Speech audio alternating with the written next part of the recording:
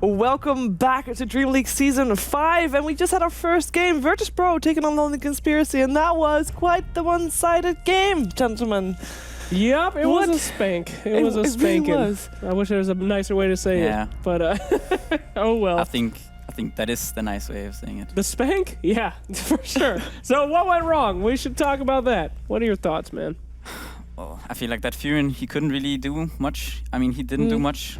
I think they had to rotate in a Lion or an Oracle to mid early on, kill the TA, get the Zeus a bit ahead. And then if the Zeus is a little bit ahead, he has to go up top and kill the Sven together with one more hero alongside Furin. Yeah. So there are 3 up there and then take out the Sven. But I don't know, I felt like there's an issue with this. They don't really have any point in the game where they are gonna be stronger and where they can like siege base and win the game because... What would their win conditions be? Their win condition? Well, I think that is what it is. Like they have to get ahead by starting to help the mid laner so that the Zeus can become strong in the mid lane and then he can go rotate. So Zeus has to win the mid lane? Yeah. He has to win the mid lane. That didn't happen. I don't know how many phones. You got all sorts of stuff on. There's 2 phones falling out of your pocket already. I have a couple more. Yeah, it's all good. So let's talk about the mid lane. I feel like the match really had the nail on the coffin after the TA pick. TA is what I like to call a rock, paper, scissor hero. You pick her last, and if you don't have the right counters, there's just nothing you can do. If you don't have any way to get through that spell shield, you're just going to walk all over you. So, yeah, I think that just domination out of that. They couldn't make any plays after that, and they had a very early game-oriented let's pick people off team. So they couldn't. And the Ursa also doesn't really do much, I feel. Like, he can't... That Ursa is not going to go in and win the game for them. Same way another hero like Spectre or Slark or Nagasiren potentially could. Yeah. But even then, it's kind of a reach because the other heroes, they don't have enough... I don't know, they can't brawl these heroes. You know, Zeus, Furion, Lion, Oracle, they're all paper, basically. And against those heroes that they had a lot of control and stuns, and it's easy for them to initiate onto all of these heroes. And so they you're just saying have to Templar run. Assassin is the scissors?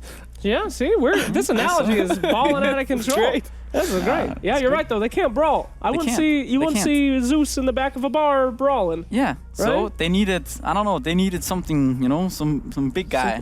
They needed some They needed a tank. You can say the tank. They needed a tank. tank. They needed a tank. Why do people say? Why are we not allowed to say tank? I don't know. I feel like it's like an MMORPG thing where you have to have your solid lineup with a healer, a tank, and your DPS. Yeah, but that is kind of true to some extent. Honestly, when I played with Alliance and Loda in particular, he is adamant about this. He always wants at least 1 tank on the team, like at least 1 melee hero, like at least 1 tank. Does it have to be melee? You gotta have the beast. I guess there's no range tanks. There are no real range tanks. Yeah, so it has to be 1 melee guy, just 1 guy who goes in. They can throw spells at you.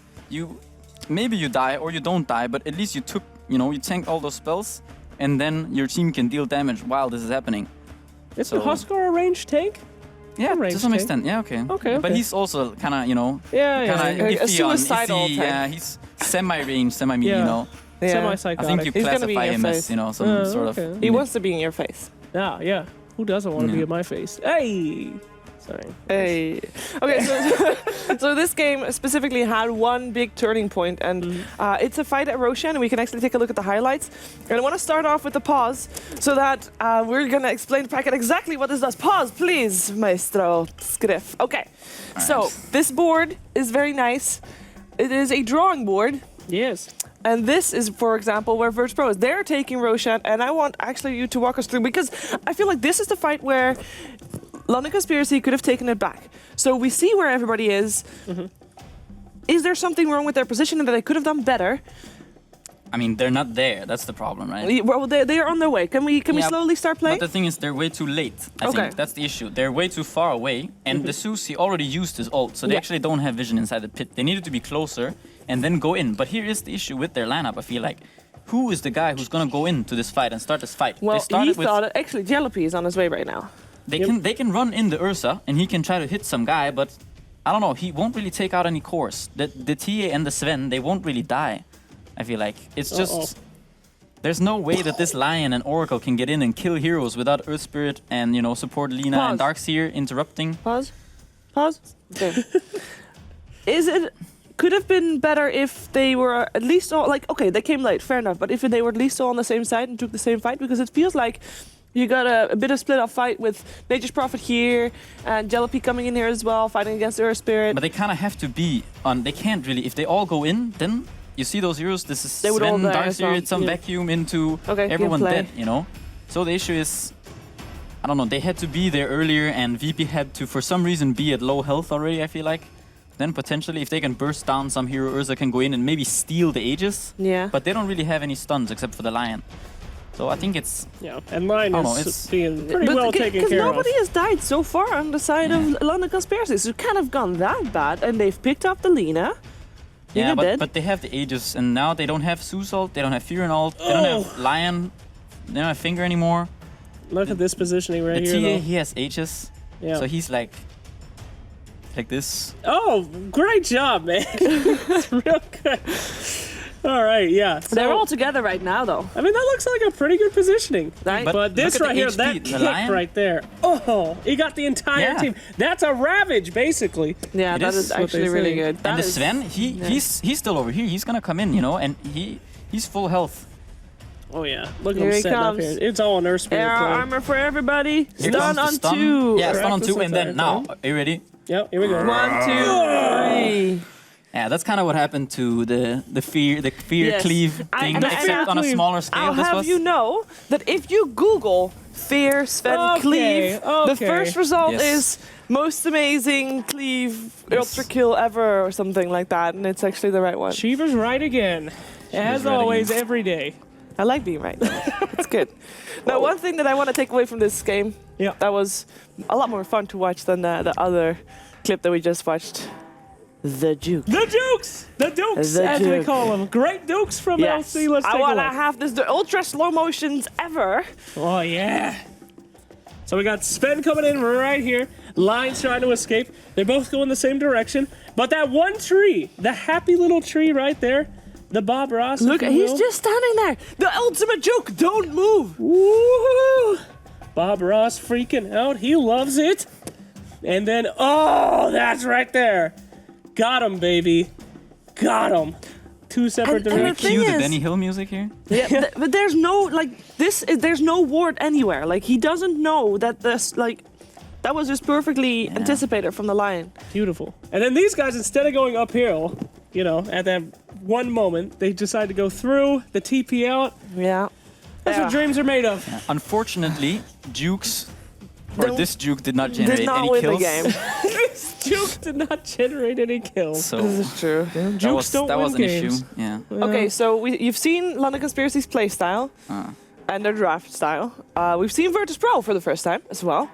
So going forward, what can both teams improve on? Because even though Virtus Pro won, I'm sure there's something that they could still be doing better. Is there something they could be doing better against London Conspiracy here?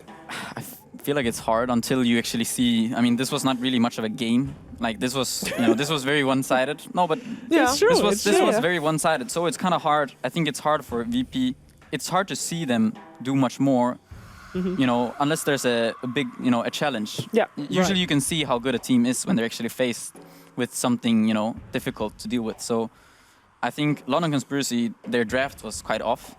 So I think they kind of have to rethink what they want to do. They need to be able to fight. In this game, there was no point where they're able to fight. Right. And that's an issue because then VP can just control the map and do whatever they want. Like they did. They don't have any lane pressure. Like none of their lanes, except for to some extent this safe lane. They can shut down the Darkseer a little bit, but even him, he can go to the jungle. So the Furin, he can't really do anything. So they just can't fight, and then eventually VP will just go to their towers, kill their towers, and then. No, I agree with you. I feel like London Conspiracy needs to have more plans. It seemed like their draft was very broad. They had a lot of different places that they could go, and VP's draft was very, direct. We want to do team fights. We want to have big team fights. We want a lot of control. So, next game, London Conspiracy, get a plan together. VP, do what you're doing or lose so that we can have better insight on what you could do better. But don't steamroll, okay? This is true. That would help us out if you could make the games a little longer for us, please. Thank you. One of the upsides, though, for London Conspiracy in the next game, they will be dire. So they have got that advantage of maybe doing Roshan earlier. We saw, of course, Virtus Pro doing Roshan fairly early on, which that was the fight that we just saw, and London Conspiracy was too late to get to it. But maybe this time London Conspiracy is the one to get to Roshan first. How big of an impact do you feel that has, Pika? I think in this game it has a big impact because they have the Ursa, but they have him on Radiant. So they can't really access the Roche. It's kind of difficult for them. If they had the Dire, they could at least just have the Fury push out probably the top lane. Just stand there. I mean, force one hero or two heroes to go up there, and then they just go Roche. And then they can at least fight with, you know, an Ursa with 2 lives or whatever. And then they might have a chance because then the Ursa doesn't have to use all his spells in the beginning. He can just jump in. If he's lucky, he gets 1 hero, and then they can fight from there. But yeah, without this Dire, it's really hard for them to get the Roche. So yeah, them being Dire could be good. Yeah. Do you buy into the whole Dire advantage over Radiant thing? Yeah, I do. And it's also different in different patches. I mean, now that the mid lane is different, before the Radiant advantage on mid lane was quite significant because it was much harder to gank the mid lane. But now it's kind of changed a bit. So, and also this patch is not as mid-centric as the previous one, I would say, where there was a lot of Leshrac and SF and whatnot. That was a very mid-centric patch, and you would usually see, you know, a lot of heroes around the mid lane. You could see 6 heroes on mid lane, you know, both supports and the mid lane, the mid laner. And so without that, the Dire advantage, I would say, is much stronger. I think in the majors, it was mostly Dire. Was winning, you know, more, quite a lot more, I think. So I definitely think there's an advantage to being Dire. Yeah. Okay. I disagree. I feel like Radiant's more positive, helps you out a little bit. Maybe it's true. I don't know. Maybe Radiant makes you more weak because you're so calm. Yeah. Red just makes you angry and just, you know, the Hulk and you wanna just smash things. An aggressive color.